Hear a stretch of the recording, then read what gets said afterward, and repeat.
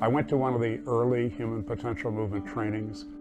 It was the idea that you could learn through experience more deeply and in a more satisfying and more memorable way by having these high-impact structured experiences in a training room.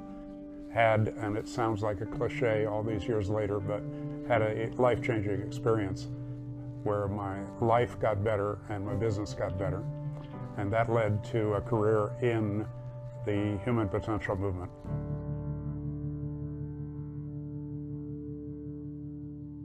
I've traveled to over 35 countries. I've met 3 kings and emperor and 3 presidents. I've had an incredible life. The thing that I haven't been successful with is marriage, and particularly losing a marriage, a wife, and a family that I was really committed to. And I was beyond disappointed. I suppose I was close to depression, and certainly the most difficult thing in my life.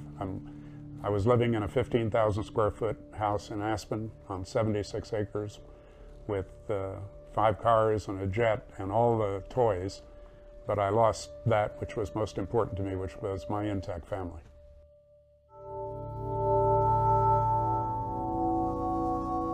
I saw a video recently of an interview done with me in the middle of that process, and it was embarrassing to watch it. If you talk about the expression of lights on and lights off, I was lights off and didn't realize it.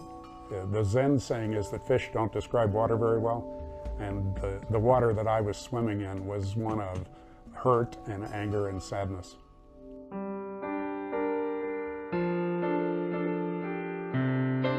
And then one day he stopped me and asked if it would be okay to ask a question. I was thrilled that finally he was saying something.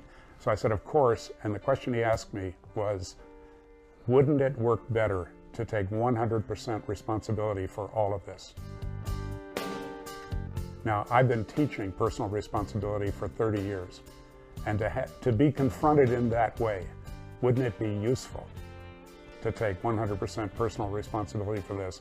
That was a breakthrough moment for me, realizing that I could own it all and stop blaming my former wife, stop blaming the lawyer boyfriend, stop blaming the legal system, and just own it all.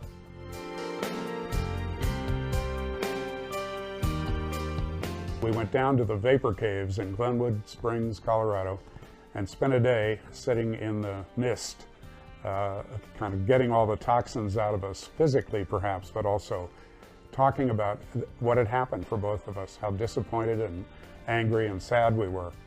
And out of that, we made a pact.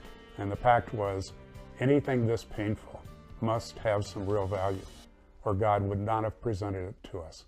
I found that what I needed to do, first of all, was to reconnect with my purpose for living. That, secondly, that vision of that intact family could be realized in a different way. And that fueled a real commitment to create an effective co-parenting relationship with my former wife that's been of tremendous benefit to some really amazing young people. Well, that's an identity piece.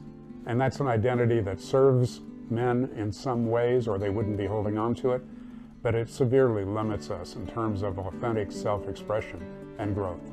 So the advice is, get off it. It doesn't work. It's time to allow other people into your life, to read that book somebody suggested to you, to see that counselor, to call that phone number, to do whatever it takes to get challenged, to get through it and get onto a brighter future.